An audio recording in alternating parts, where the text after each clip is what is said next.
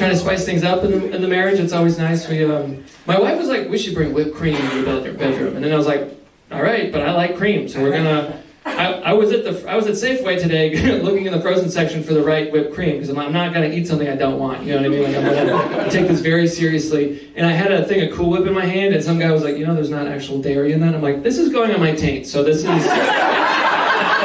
No one buys this for the taste. They buy it to save a marriage.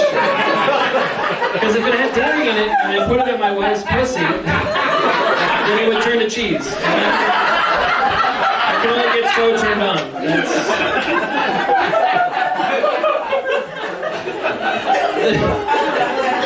The kinkiest thing I've ever done with my wife, and this might be relatable, is that sometimes our pets are just there. They're always watching for some reason. I don't know. My wife's a vet, so we have a lot of animals. We have cats, we have dogs, we have herpes, we have it all.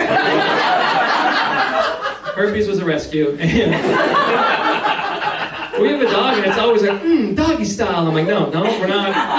Do not come in here. We don't just have a dog, too. We have a pit bull, so it has a six-pack and knuckles, and it always wants to hurt me. It always just, doesn't like that I'm in the house, you know what I mean? And so every time I try to have sex with my wife, the dog, comes and, literally tries to, Velcro to my leg. So I have to naked pick it up and then not raise it with a boner and then hold it all If you know pit bulls, they're very emotional. They get really into what you're doing. So now whenever I do that, the dog's in the corner just listening to DMX. Bench pressing a poodle just to feel something. We don't have a poodle, that's our bottom bitch. I had no idea. The cats are always judging. They're like, you're doing it wrong. I'm like, all right. One of them's like, if I fits, I sits, just in between us, I don't know about you guys, but if I can't focus when I'm having sex, with my wife specifically, I don't know if you guys have ever done that, but I'll go down to my wife. I think that's the right move. If I can't get it up, I can't focus. I'm just gonna. That's the right thing to do.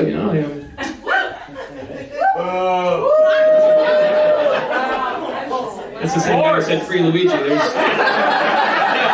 connection. Go down on my wife. No, I'm just kidding. I know what I'm doing, all right? I get my whole nose in there, okay? I do the slip and slide, okay?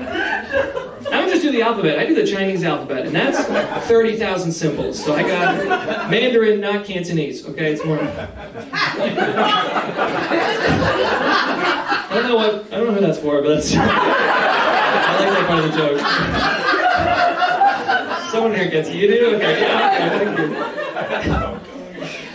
Yeah. I thought I was doing a good job last week. I thought I was killing it, and because I heard my wife, I was going down and I heard her, she was like, I love you, and I was like, that was a weird way to say it, and I looked up, she was petting the cat, so that was a hard one. My feelings. Only a little bit. People don't like pit bulls because they're aggressive. But I think it's people name them aggressive names. I've met a few pit bulls named Killer or Genocide, And I'm trying to change that. So our pit bull's name is Peanut. Right? That's cute. But it's also the #1 killer of kids. So and we were debating, it was either that or gluten or vape. We couldn't decide which killer. All right, you guys like that one. Luigi, he kills adults, I don't know. We'll get there. I appreciate the workshop. I think one of the hardest parts about being married is that I'm my wife's bodyguard.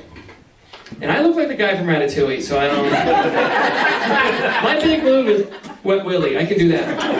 In a sticky situation, I can make it slippery, and then we get out of there. But it's not just physical, it's also social. You know what I mean? If you're ever... Any relationship, you're with your buddies even, you're on their team. You go out and about. We were at a party, and whatever my wife says, I'm like, that's right. We're in this together, We were at a party, and she said the word retarded, and I was like, that word's coming back, actually. Come on. It's the night. Come on, we're doing it. She's on the spectrum. We need to go, actually.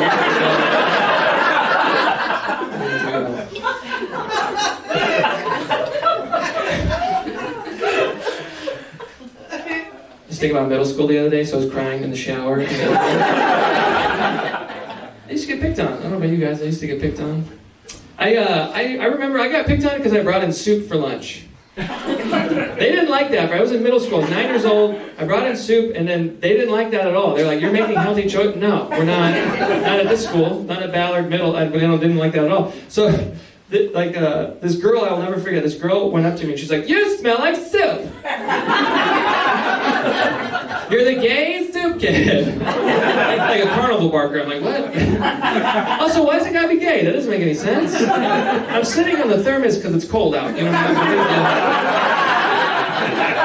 mean? Also, it's a bisque, so screw you. Then I said that out loud. I'm like, damn, bisque is the gay soup. It's the creamiest soup. That's what it is. It's a bisque, like it's in the name.